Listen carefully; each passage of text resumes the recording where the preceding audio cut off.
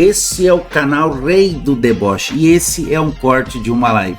Não se esqueça de se inscrever, deixar um like e uma doação bem gorda. Como é que é? Crips versus Bloods? Crips versus Bloods? Que porra é essa, mano?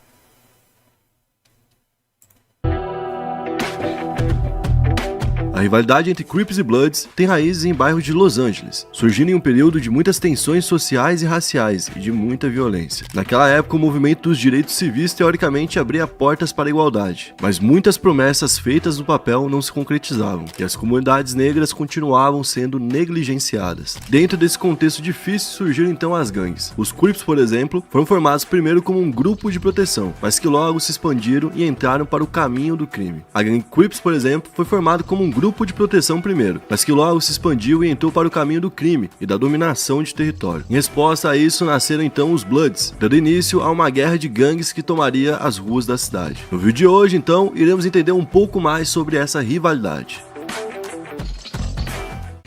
E aí pessoal, beleza? Meu nome é Bruno Fabio, esse aqui é o Planeta Novo e se você ainda não é inscrito no canal, vai se inscrever agora e deixar o seu like para ajudar a gente. No vídeo de hoje, a gente vai falar sobre Crips e Bloods. Aqui no canal, durante os anos, a gente já falou sobre os dois grupos algumas vezes e teve gente que já acompanhou essa mesma história mais de uma vez. Mas muita gente que chegou por agora ainda não conhece a história das duas principais facções que existem hoje dentro dos Estados Unidos. E é por isso que a gente vai então contar essa história uma outra vez por aqui e falar diretamente sobre a rivalidade que os dois têm. Então a gente já fez, mas realmente faz um bom tempo. Hoje eu tô aqui com o Digo Black por trás das câmeras que vai me dar então a meta de likes. Meta de like hoje eu quero 9.860 likes. 9.860 likes e a gente vai pro início do início dessa história. Durante a Segunda Guerra Mundial, os Estados Unidos precisavam de mais mão de obra. E nesse período, o governo tornou então ilegal a discriminação com base na raça, ou seja, o racismo, o que abriu o caminho para os negros entrarem em indústrias, principalmente em Los Angeles. Na prática, o que o governo estava fazendo era suprir uma necessidade, de ter mais mão de obra, que é um serviço realmente muito pesado, e com isso criando regras para atrair essa comunidade negra,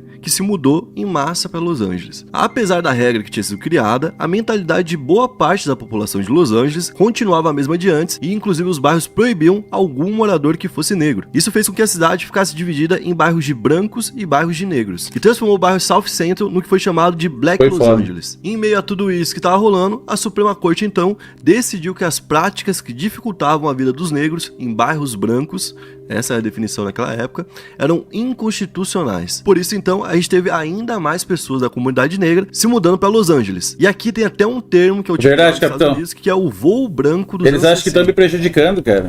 Onde muito... Olha como os caras definiram naquela época, o voo branco. Porque muitos brancos foram embora. Tem uma série que se chama Us, ou Nós, em português, que mostra bem isso aí, cara. Só que daí eles pegam um lado sobrenatural do negócio. Mas mostra muito essa divisão de bairros aí. De branco e negro. É bem boa essa série. Começaram a colocar suas casas pra vender, porque literalmente só não queriam conviver com negros, cara. Meu Deus. Porque, olha o nível que era, né? Com isso, os bairros começaram a receber cada vez menos suporte e de início surgiram alguns grupos. Por que o Role tá... O Role não tá me enxergando aqui, mano? Que eram grupos de proteção do bairro. É aqui que surge então o Crips. Raymond Washington e Stanley Williams, conhecido como Tuck, fundaram o Crips. Em 1969, com apenas 15 anos, o Raymond criou uma gangue chamada Baby Avenues. Essa gangue naquela época era inspirada, ele era muito novo ainda, então tinha um negócio ainda aqui ali de infantil, nos caras que ele via como heróis, que eram os Pantera Negras. Então naquela época ele já tinha criado uma estética de usar, por exemplo, jaquetas de couro, que era algo que os Panteras Negras usavam. Ao mesmo tempo, Tuck fundou outra gangue chamada West Side Crips. Logo depois, o Raymond e Tuck uniram os grupos e criaram então os Crips. A ideia inicial deles era de proteger os bairros e de início eles mantiveram o nome ali do Tuck, e mantiveram a estética do Raymond, usando ainda a jaqueta de couro. Só que com o tempo o grupo foi se envolvendo cada vez mais em crimes, de início crimes como por exemplo canivetes, ou então até na mão mesmo, os caras iam assaltar alguém na mão em 4, 5. Me lembrou a história do The Warriors. Violência, porque o grupo já tinha bastante membros, e muitos membros foram presos e inclusive se multiplicaram lá por dentro, com mais pessoas cada vez mais aderindo aos Crips. Nessa altura do campeonato, o próprio Raymond não gostava mais tanto do grupo que ele tinha fundado, e com isso então o grupo adotou uma organização descentralizada, ou seja, não tinha um único líder, Cada região teria um set, que é como se fosse uma mini organização, e quando isso foi decidido, teve uma guerra muito grande para ver qual que seria o... cara é fanático por fundo. Ok, vão ter 4 sets que vão dividir essa área. Mas qual set que vai ficar com qual área? Com qual tamanho de área? Um pode ficar com 80%, outro cada um vai ficar exatamente com a mesma parte, né?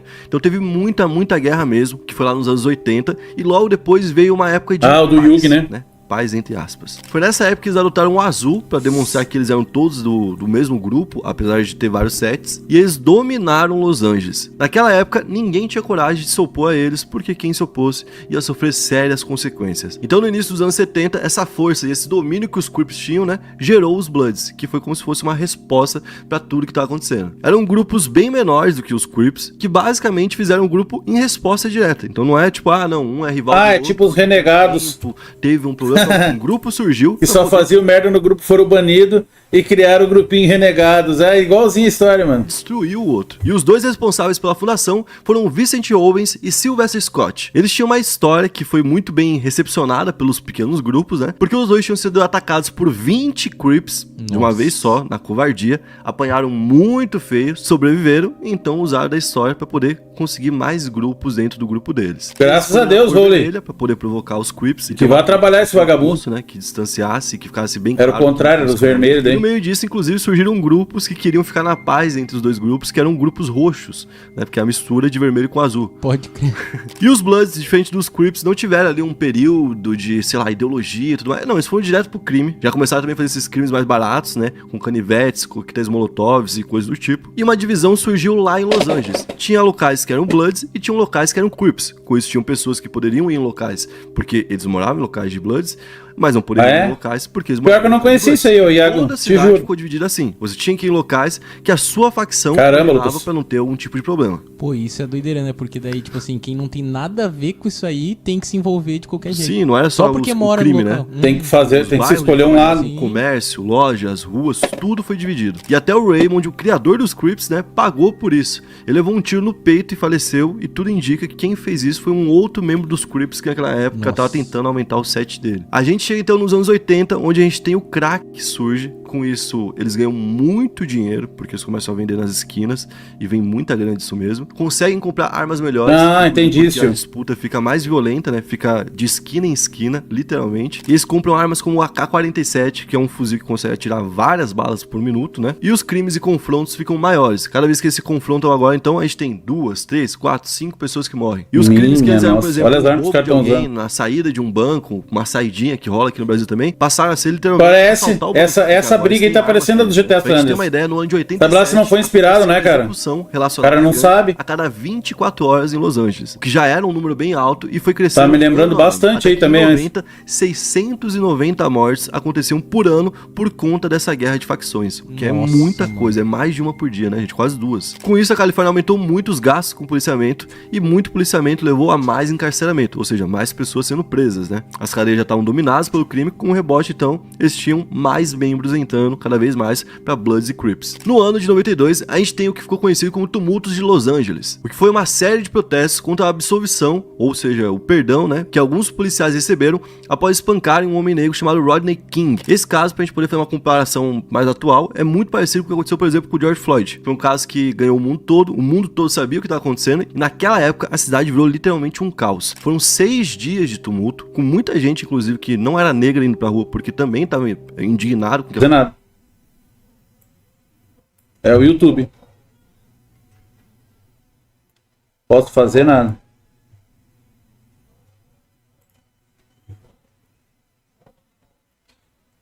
Isso aí, Paulo.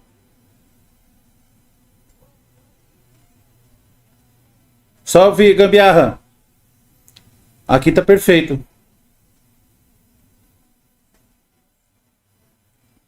Aliás, salve Matheus, salve Paulo Roberto.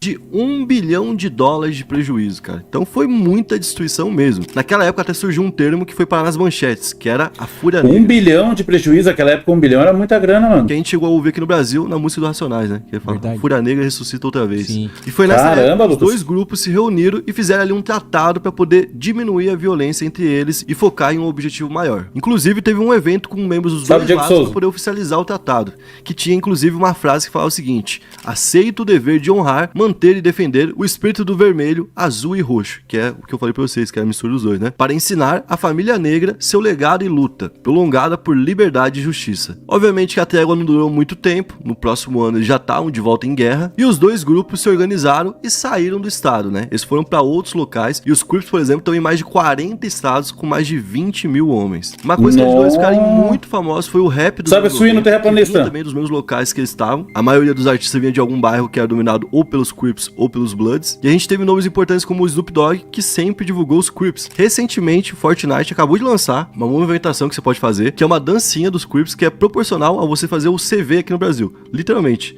É uma dancinha. Caramba. Isso. Tá ligado? Então, tipo assim, pra gente ver como ficou naturalizado. Sim. É um negócio que é utilizado por facções pra poder provocar uma outra facção. E, obviamente, que assim como tinha o Snoop Dogg nos Crips, a gente teve, por exemplo, Tekashi, Cardi B, The Game, vários que passaram que também eram Bloods. Só que Crips e Bloods não entraram somente na música, eles entraram em peso dentro do exército e em um certo momento eles chegaram a ter 14 mil homens dentro do exército. Caramba, mano. Era um foco muito grande deles, eles tinham 1% de toda a tropa americana, gente. Pô, era só pros caras entrar lá, aprender a atirar, aprender técnica de... Exatamente. Tudo isso, tá ligado? Exatamente. E um capítulo importante que vale... Eu acho que vai sair um remaster, sim. Em 2019, a gente teve a perda do Nipsey Hussle, que era um cara importante do rap, que inclusive unia comunidades. Ele era um cara totalmente identificado com os Crips. Lá nos Estados Unidos, como o Digo falou, tem essa ideia muito mais próxima. Cada um levanta a bandeira de onde é mesmo e é isso aí. E apesar de ele ser envolvido com o lado azul, o lado vermelho também gostava muito dele. Por isso, quando ele faleceu, a gente teve uma segunda trégua e, inclusive, logo depois que isso aconteceu, a gente teve um resultado imediato e a gente teve 9% de queda no número de mortes relacionadas a gangues. Caramba, então, tipo assim, o cara conseguiu mudar de fato tudo, mano. Pô, mas isso também é bom por causa que os caras veem... Olha só quanta gente morreu lá atrás, 600 e poucas pessoas, tá ligado? Por ano. Por ano. Então agora, pô, acho que é melhor os caras reduzir cada vez mais essa briga. Ô, Paralelepípedo, tem um monte de análise no canal Joga Tudo. Olha lá, tem bastante jogos, cara. Acontecendo ao mesmo tempo, né? Porque tem os cartéis que estão por lá, claro. do México, da Colômbia. Bastante recomendação boa lá. A gente tá falando de uma guerra entre duas facções que são lá dos Estados Unidos. Ainda tem outra guerra, por exemplo, que acontece dentro da cadeia, que é quando eles de vez em quando se unem também, né? Sim. Que é contra, por exemplo, a Irmandade Ariana, que é contra eles diretamente, porque como a gente falou... Meu Deus, você juntou mais pessoas na briga. Então, tipo assim, tem várias guerras acontecendo ao mesmo tempo e eles entre si estão cada vez mais em paz, cada vez mais respeitando o que fazem de acordo, mas obviamente que é o crime, né, pessoal? Uma hora ou outra, um verdade. quer tomar o que é do outro e a guerra volta, e a bala volta a voar e é isso aí, né? E é que nem tu falou, tem vários sets, né? Então vai ter um set pacífico, mas também vai ter um set que vai ser muito violento. Quer ver o que pode acontecer? Pode ter dois chefes que são pacíficos, né? Aí do nada um set pega lá e faz um negócio que não é pra fazer e toma tal local, né? O chefe que é pacífico aqui, querendo manter a paz, vai lá e pune esse cara que fez isso. E aí o que acontece? Dentro do próprio grupo vão ter duas visões. O chefe fez certo pra manter a paz, puniu o cara que foi lá e tomou o que era dos Bloods, ou o chefe tá fechando com os Bloods e tá punindo o cara dos nossos por tomar um local que é deles. Então. E aí você já começa a dividir e já nasce uma nova guerra. Então, tipo, pra nascer um novo problema é do estoque. Mas por momento, por hora, né, existe um movimento de paz acontecendo entre Crips e Bloods. Pessoal, E os caras começaram esse negócio de gangue pra apaziguar tudo, pois eles inventaram umas guerras 1000 vezes pior, mano. Não dá pra entender, né?